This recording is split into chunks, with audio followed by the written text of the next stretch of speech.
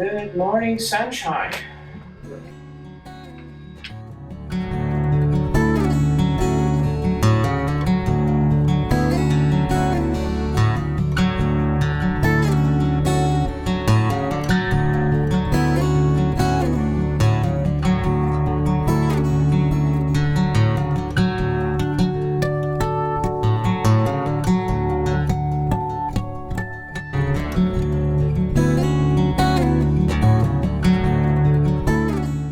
Some of his stuff is a little scary. It'll affect you. He got a lot of skull and crossbones stuff. He's gone through phases in his life where he wasn't doing so well, so some of his art was real dark. It's all incredibly interesting.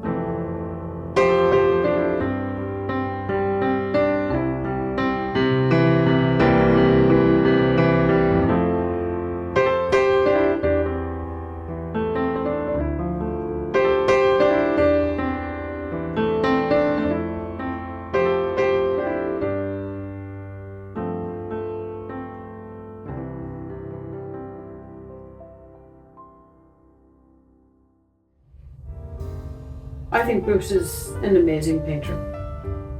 I think the fact that he does so many self-portraits is, as I said, I think that Bruce explores and discovers himself through paint and through painting.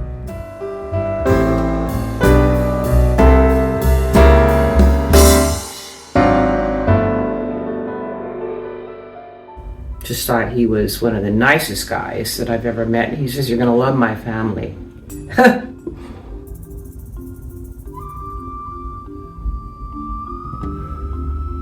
No guy has ever said that.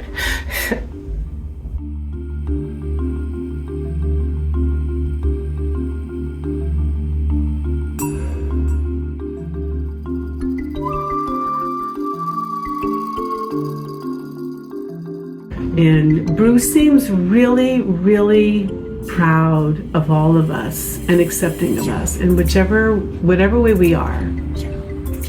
It just reminded me of his deep connection and love for his family. It makes me a little emotional.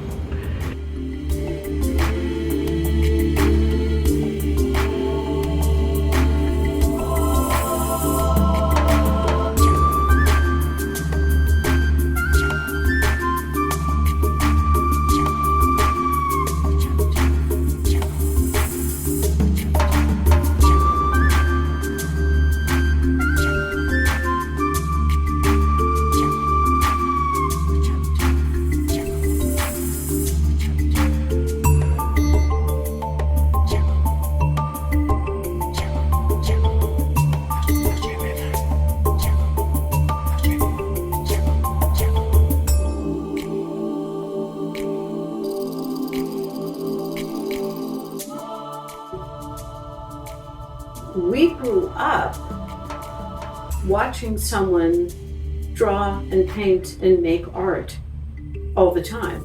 That significantly influenced Bruce in terms of how he experiences himself and painting.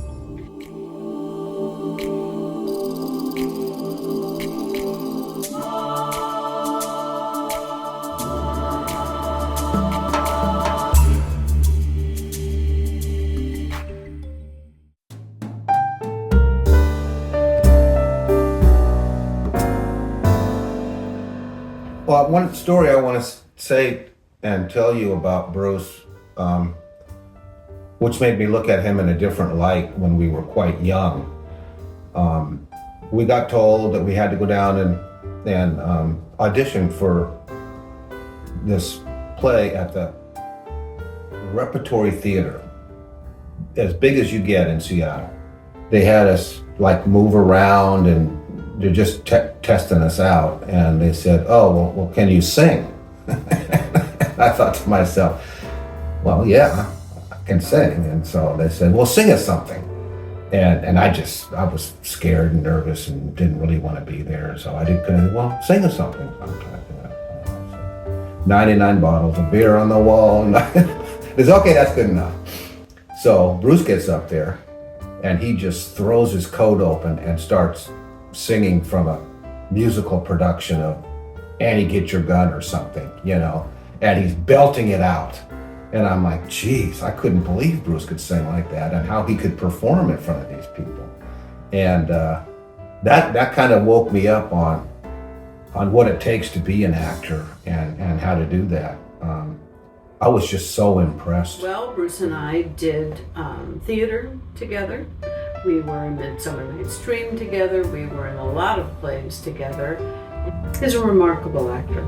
I wanted to be an actor so much, and especially when I started when I was really young, when I was like 13 and 14. I worked all with this,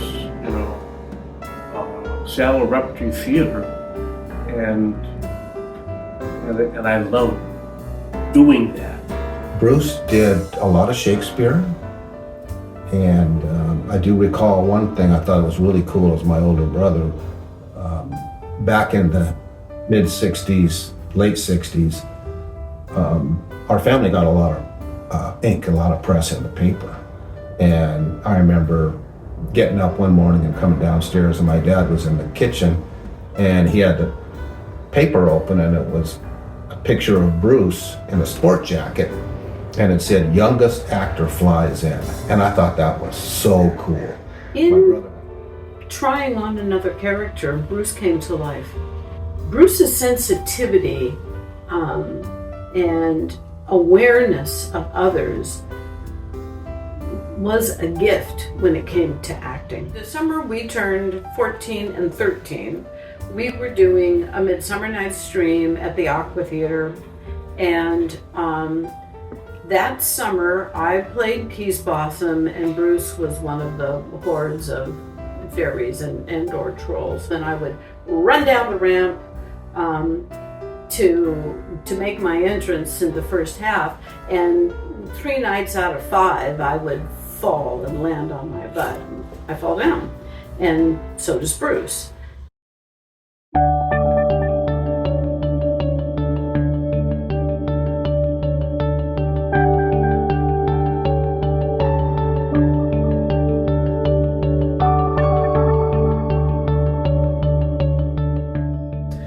I found out about Bruce's muscle disease when I first met him. I saw him climb the stairs to my apartment one by one, and I looked at him and I said, what's up with you?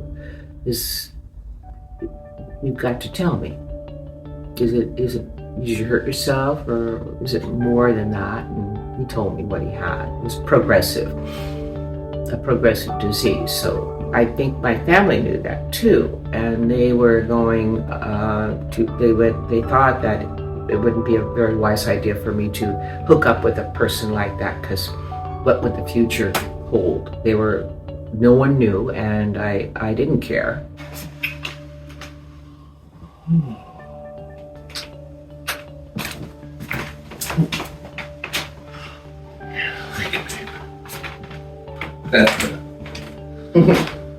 I remember coming downstairs one time, I was probably 10 or 11, and my dad was crying. My dad told me that they said that they didn't expect my brother to live past 21. That's a big part of who Bruce is his muscle disease. And we would all go up to Whidbey Island for the summers, and Bruce couldn't do what other kids could do. He couldn't jump off the springboard or any of that kind of stuff. And so he wasn't like in the in crowd with all the other kids his age. That's when I think that he kind of realized that there was going to be another avenue for him. I think Bruce felt a lot of embarrassment around that, and I think some shame somehow, because I think a lot of the things that our dad valued became more difficult for Bruce, and teenage was a hard time for him. I really admire him. I really admire the fact that he's dealing with this the situation of being immobile and losing more of his mobility all the time, that could easily just stymie or cause somebody to just give up.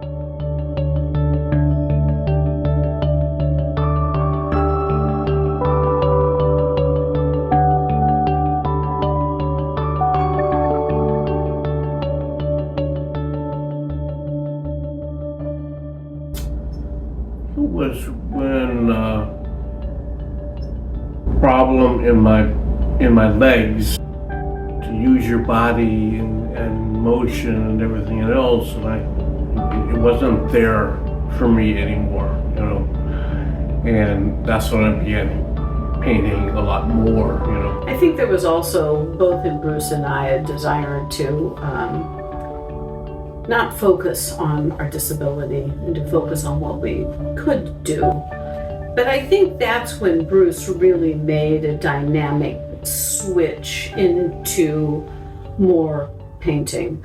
I moved up to Capitol Hill, and I had a little studio up above by the Fed Meyer around there. But one of my early memories was I was skipping school in high school, and I was up on Broadway, and I said, oh, I think my brother lives in this building. And so I went around the back side of the building right on Broadway, and I climbed up these stairs and I knocked on the door, and there was Bruce in this really big, spacious apartment with nothing in it but art supplies.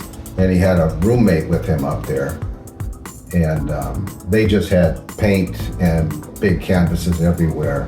It was some of the canvases in that, I guess it was a studio, but they also had a couple mattresses there where they lay down in a hot plate, so it wasn't a luxury place. And I can remember some canvases in there, most of them all like just working on them. And some of them were 8-10 feet, like whole walls, and paints everywhere, and paint all over the floor, and different stuff that they would use to create art, and mostly abstract. Bruce was at Cornish in the early 70s, and that's when the whole notion of hard-edged painting, abstractions, started to be a big push in the art world. Jackson Pollock, and de Kooning, and that's what I loved, and I worked at it all the time.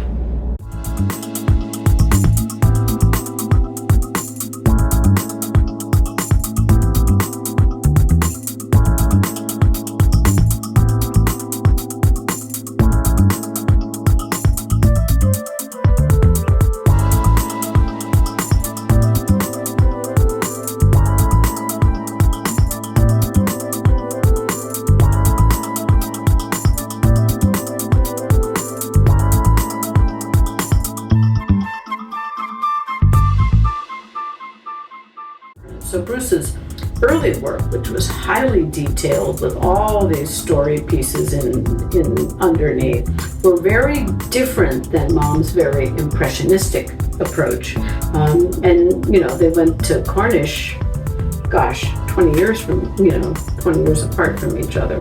I believe Bruce was never intimidated by anybody, ever,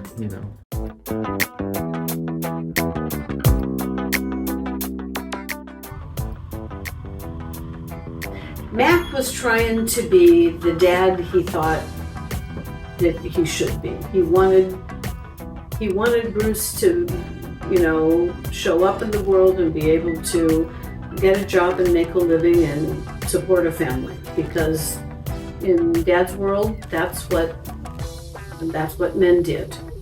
I think my dad wanted Bruce to have something more or different than what he was doing, which wasn't much. In the late 60s and early 70s, everybody was, hippies and doing drugs and that. And so my parents had some friends, and he had a picture framing business. And he offered for my dad to buy all the equipment, and my dad did. I think it originally started with just wanting to do the frames for my mom's work. And my dad and my brother clashed a lot because my dad, like me, is more of a go-getter. Bruce is more of a thinker, and he doesn't move real fast. And I think that frustrated my dad. They didn't have a great relationship through Bruce's teenage and early 20s. Bruce and Dad were very simply not very much alike, personality-wise. Dad was an extrovert, Bruce was an introvert. Actually, Bruce and Mom were temperamentally much more closely aligned. Like, if there was a project that needed to be done, Bruce wasn't like jumping up, washing his hands and face and going down there and getting to work. I mean, he would think about things and work very slowly. He handed down all the equipment to my brother, and so then my brother made money, made rent by framing for other people. And my dad probably felt good about getting my brother involved in something that was more than just painting pictures. That's my feeling behind that. They became really good friends, and Bruce, my dad, accepted Bruce for who he was. If I needed money, then I would go out and get a frame jobs. You know what I mean? Get a little time, to do more painting. And so that's why I worked all the time for, was to get better at painting.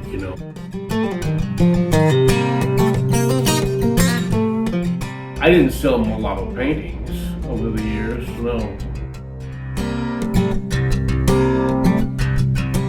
Oh yeah, no, I love doing the figure work.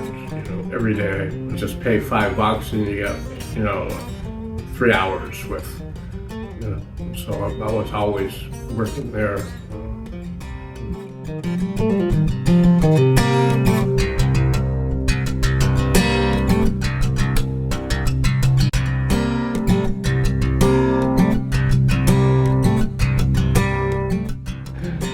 Went back to Seattle, and then I started working for other companies around, Seattle, and I went back to acting. Theater was always so important to him. That was his family. We were his family, but in terms of collaborative work or working with others or feeling like you belong someplace, that Bruce got that social need met in the theater, because painting is very lonely work. And you have to be willing to spend many, many, many hours with yourself. Not a lot of people like to do that.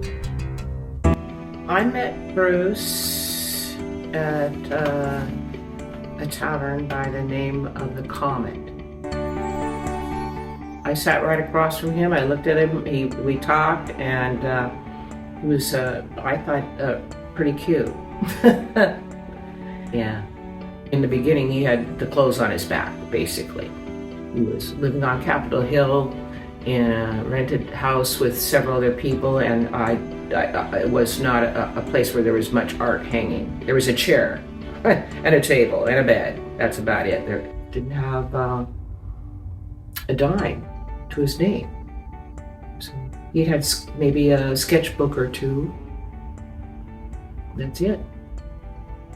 So he always frustrated me because he never had any money or really anything. And I asked him, I says, well, do you want to get a job? And he goes, well, I do my best art when I'm struggling.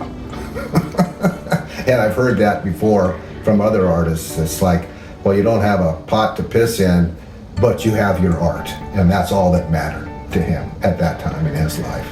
And for most of the rest of his life too, really. Not knowing where he was going to sleep or how he was going to get his next meal. And that's when he felt like he created the best. So. For years,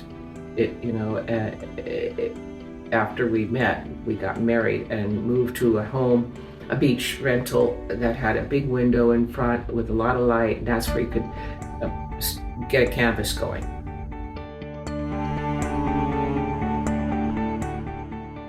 When Bruce's dad died, he started painting in remembrance of his father. And his father loved yellow roses. So there are yellow roses in this piece.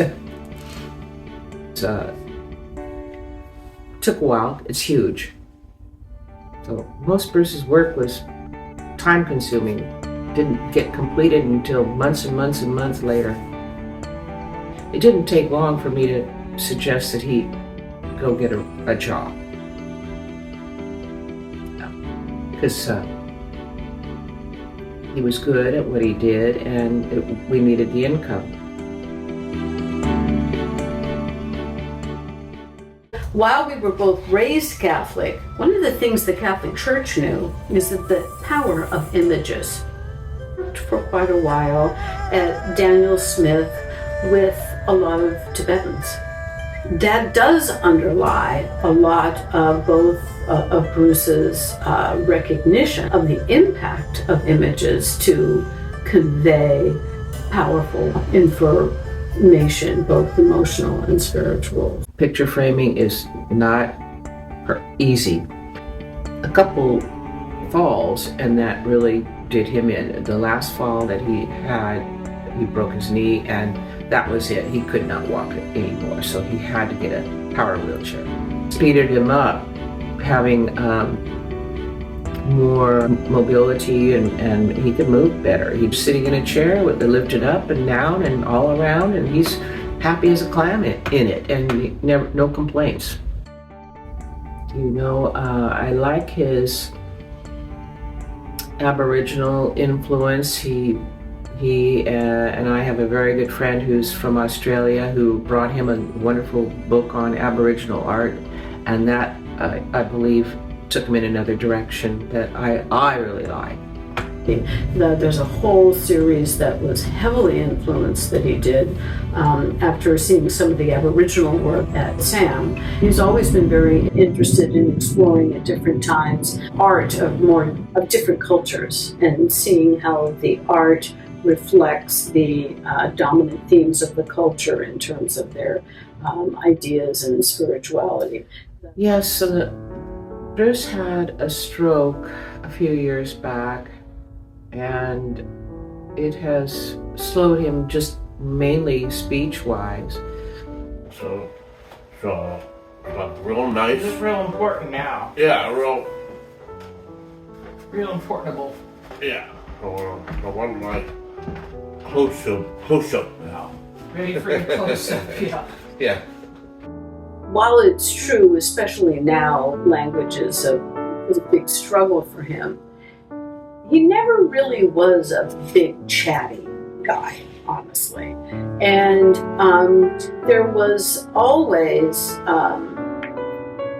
he always communicated with greater nuance through acting or behavior or his work with paint.